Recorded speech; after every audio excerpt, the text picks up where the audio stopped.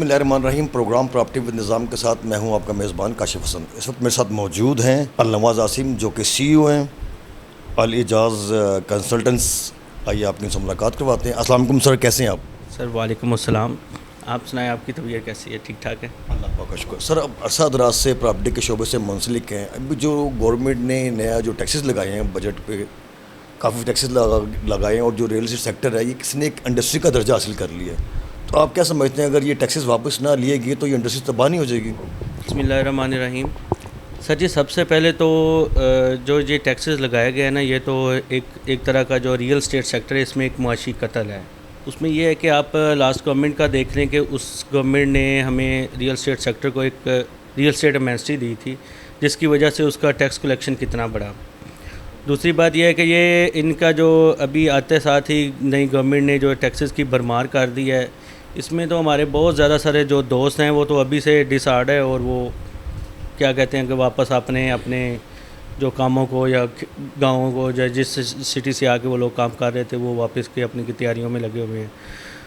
और टैक्सेस के हवाले से जो गवर्नमेंट ने अभी ये किया है, मेरे ख्याल से इनको इसके ऊपर ख़ासी नज़रसानी करनी चाहिए, क्योंकि जो हमारी फेडरेशन है उन्होंने भी काफ़ी इसको नोट करवाया था।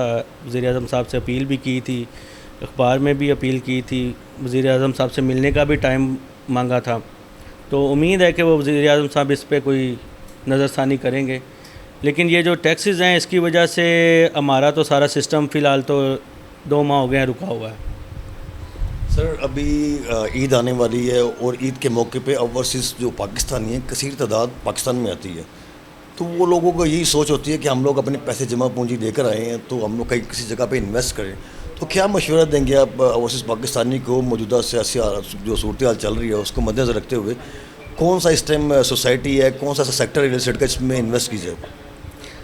सर रियल एस्टेट सेक्टर में जो सबसे ज़्यादा इन्वेस्टमेंट इस वक्त है वो सिर्फ प्लॉट्स की बन जाती है, क्योंकि अगर हम उसमें कंस्ट्रक्शन वाली साइड पे बात करें तो कंस्ट्रक्शन के रेट बहुत ज़्यादा हो चुके हैं। आप देखते हैं मटेरियल बहुत ज़्यादा बढ़ चुका है, मटेरियल का रेट बहुत ज़्यादा बढ़ चुका है। तो उस वजह से कंस्ट्रक्शन तो एक दफ़ा से मेरी नज़र में एक दफ़ा जो है ना वो उसको स्टॉप लगेगा। कंस्ट्रक्शन के ऊपर टैक्सेस भी लग गए हैं। फिर नए सीमेंट की बोरी देख लें आप किधर चली गई है, स्टील का रेट देख लें। तो मेरे ओवरसीज़ पाकिस्तानी अपने दोस्तों से, भाइयों से वो यही है कि अगर आप इन्वेस्टमेंट के पॉइंट ऑफ व्यू से कुछ करना चाह रहे हैं तो आप ऑन ग्राउंड प्लॉट्स में इन्वेस्ट करें।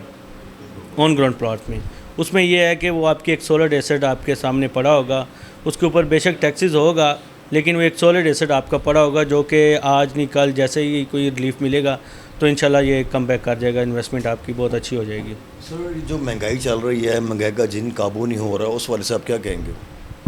महंगाई का जिन वैसे तो सही बात करें तो लास्ट एक मैं हिस्ट्री पढ़ रहा था पाकिस्तान की, तो महंगाई का जिन तो हर दौर में आया है, हर दौर में ही रहा है। ज़िया-उल हक के साहब के दौर में भी मैं कल फीचर एक पढ़ रहा था, उस वक़्त भी मुल्क हमारा नाजुक हालत में भी था, नाजुक हालत में था। तो उधर से लेके आज तक आज भी नाजुक हालत में ही है।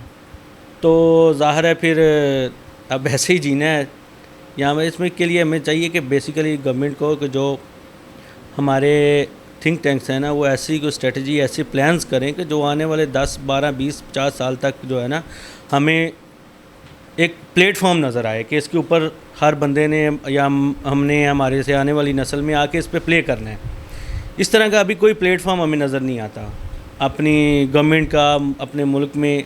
लेकिन इसके लिए हमें आज नहीं तो कल कोशिश तो करनी पड़ेगी। ऐसा ही होना अगर होगा तो फिर ही वो हमारा मुल्क जो है ना वो तरक्की करेगा। तो सर जो नई गवर्नमेंट आई है उससे कोई उम्मीद है आपको, कोई होप नज़र आ रही है आपको, उम्मीद की किरण कोई नज़र आ रही है आपको? सर फ़िलहाल तो उम्मीद की कोई किरण नज़र नहीं आ रही, लेकिन हो सकता है कि ये IMF बजट के बाद कोई वो आवाम को रिलीफ दे दें। तो फ़िलहाल तो आपको पता है कि वहाँ एक दफ़ा तो टैक्सेस में, महंगाई में, पेट्रोल प्राइजेज़ और इधर सारी चीज़ों को लेके एक दफ़ा फुल पिसी हुई है। तो अभी देख रहे हैं कि गवर्नमेंट की तरफ, वज़ीर-ए-आज़म पाकिस्तान की तरफ के वो क्या हमें इसके ऊपर रिलीफ देती है। हमारी तो बहुत रिक्वेस्ट है कि इस इंडस्ट्री को चलने दिया जाए, रियल एस्टेट को, क्योंकि इससे बेशुमार और बहुत ज़्यादा लोग जो है ना तकरीबन कमो बेश 55 इंडस्ट्री इसके साथ मुंसलिक हैं।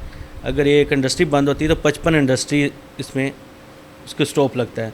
तो रिक्वेस्ट है कि इस इंडस्ट्री को मैक्सिमम रिलीफ दिया जाए ताकि ये काम चलता रहे और मईशत का भी इंशाल्लाह बेहतरी आएगी, इसमें भी बेहतर होगा। Thank you very much sir for your valuable time. जी तो नाज़रीन, ये थे अली एजाज कंसल्टेंट्स के CEO अली नवाज़ आसिम, जो कि असद राज से प्रॉपर्टी की जो सर्विस सर अंजाम दे रहे हैं। इन्होंने अकामी बाला से अपील भी की है कि जो प्रॉपर्टी पर टैक्सेस लगाए गए हैं उनको वापस लेने चाहिए, उन पर नज़रसानी की जाए। इसी के साथ अपने होस्ट काशिम को इजाज़त दीजिए। मिलते एक नए प्रोग्राम में एक नए गेस्ट के साथ। अल्लाह हाफिज़। किंगडम वैली एक ऐसा हाउसिंग प्रोजेक्ट है जो देगा आपके घर के ख्वाब को ताबीर। रावलपिंडी इस्लामाबाद में सबसे ज़्यादा मुनासिब कीमत और NOC अप्रूव प्रोजेक्ट, जो न्यू इस्लामाबाद इंटरनेशनल एयरपोर्ट और चक्री इंटरचेंज से चंद मिनट के मुसाफिर पर वाक़ है।